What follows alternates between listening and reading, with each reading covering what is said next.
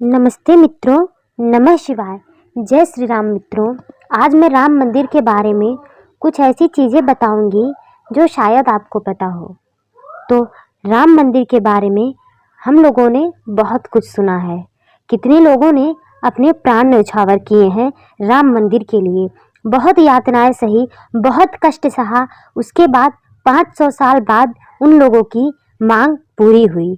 तो हम लोग जानते हैं आज अविनाश जी के बारे में, जो 19 साल की उम्र में बलिदान हो गए राम मंदिर के लिए, इस दुनिया को छोड़कर चले गए राम जी के लिए।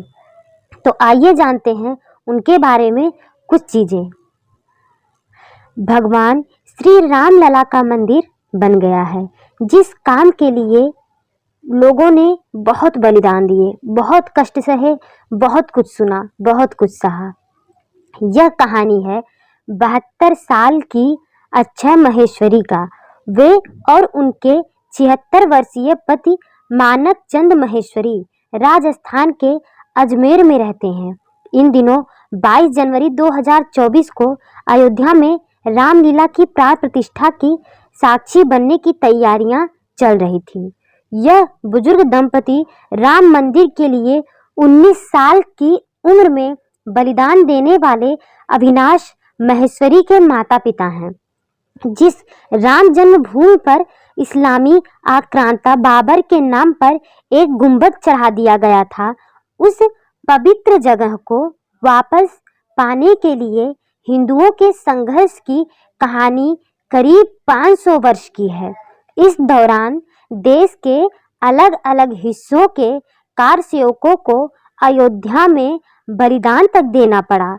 अविनाश महेश्वरी उसी 6 दिसंबर 1992 को अयोध्या में बलिदान हुए थे, जिस दिन विवादित ढांचा ढा दिया गया था। अयोध्या के टेढ़ा सर्कल पर इन दिनों कारसेवकों पर बम फेंका गया था। अविनाश ने उस बम को हवा में ही कैच कर दूर फेंक दिया, लेकिन विस्फोट होने से छर्रे उनके चेहरे पर लग गए। उन्हें गंभीर हालात में अस्पताल ले जाया गया, पर उनकी जान नहीं बची। सैकड़ों राम भक्त की जिंदगी बचाकर वे खुद बलिदान हो गए। अविनाश के माता पिता मानक चंद महेश्वरी ने बताया, ढांचा विध्वंस के दौरान एक कार सेवक जख्मी हो गया था। अविनाश अपने साथियों के साथ उन्हें अस्पताल ले जा रहे थे। इसी दौरान एक अन्य मजदूर के घायल होने की सूचना मिली। अविनाश अयोध्या के टेढ़ा सर्कल पर उतर गए। इसी समय राहत कार्य में लगे कार सेवकों पर बम फेंका गया।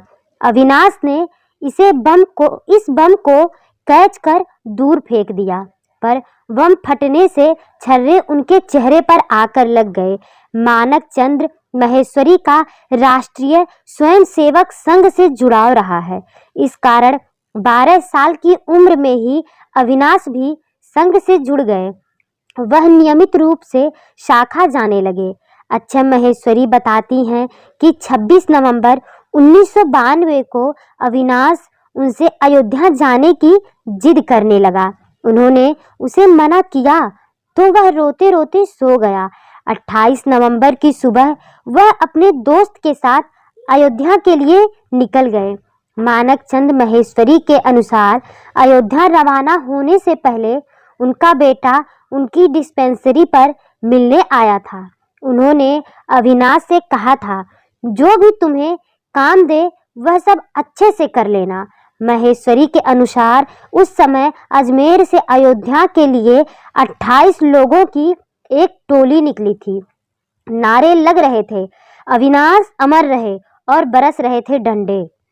मानक चंद्र महेश्वरी ने दैनिक भास्कर को बताया कि बेटे के बलिदान होने की जानकारी उन्हें कहीं से संपर्क होने के कारण 6 दिसंबर 1992 को ही मिल गई थी। 7 दिसंबर को पूरे देश में कर्फ्यू लगा दिया गया था। पत्नी को इसके बारे में उन्होंने 8 दिसंबर को तब बताया जब बेटे के शव की शिनाख्त के लिए बुलाया गया। 9 दिसंबर को संघ की तरफ से उन्हें अविनाश की अंतिम यात्रा जुलूस के रूप में निकालने का प्रस्ताव दिया गया, लेकिन कर्फ्यू के कारण उन्हें मना कर दिया गया। बावजूद अंतिम दर्शन करने को भीड़ उमड़ पड़ी। इस दौरान एक तरफ अविनाश अमर रहे के नारे लग रहे थे, दूसरी तरफ प्रशासन भीड़ पर डंडे बरसा रही थी। इस दौरान कई लोगों को चोटें भी आई थी। बलिदान होने के बाद बहन को चिट्ठी मिली। अविनाश महेश्वरी 6 दिसंबर को अयोध्या में बलिदान हो गए। 28 नवंबर को माता पिता ने उन्हें आखिरी बार जीवित देखा था।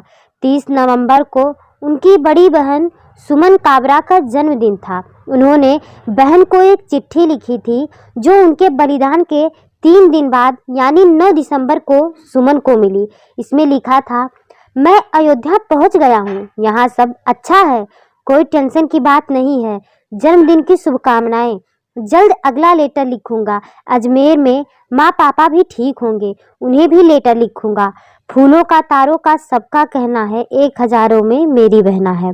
मानक चंद्र महेश्वरी के अनुसार अविनाश के बलिदान के करीब 1 महीने बाद विश्व हिंदू परिषद ने उन्हें 2 लाख रुपए का चेक देना चाहा, लेकिन उन्होंने इसे लेने से इनकार कर दिया।